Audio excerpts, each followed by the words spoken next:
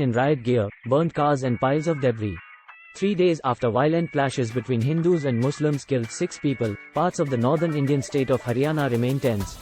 In NuhG, where the violence began on Monday afternoon, the streets are empty and shards of glass lie scattered everywhere.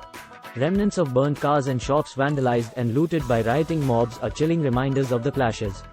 Those killed include 2 home guards, who assist the police in controlling riots and public disturbances. Several policemen were injured. Authorities imposed a curfew, suspended internet services and deployed thousands of paramilitary personnel after the clashes also spread to Gurugram, a city just outside India's capital Delhi. There, a mosque was set on fire and a Muslim cleric was killed in the violence, which continued through Tuesday. Several shops and small restaurants were vandalized or torched.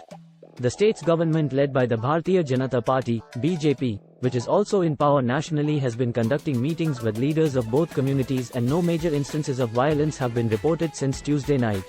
Haryana's Chief Minister Manohar Lal Khattar has announced financial compensation to the victims and said that the guilty will be punished.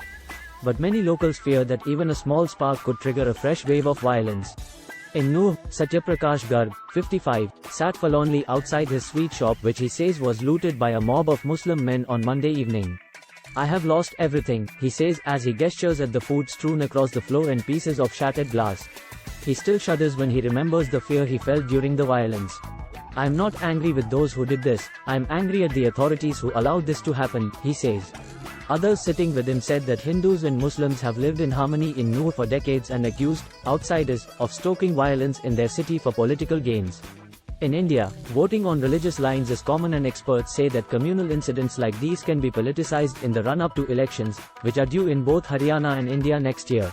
The BJP has called the clashes the result of a pre-planned conspiracy.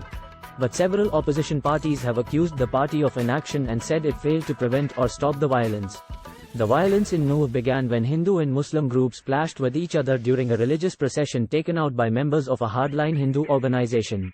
While details are still emerging, some have alleged that the clash was triggered by a video posted by Monu Manesar, a member of the right-wing Hindu group Bajrang Dal, who is wanted by police in connection with the murder of 2 Muslim men in February.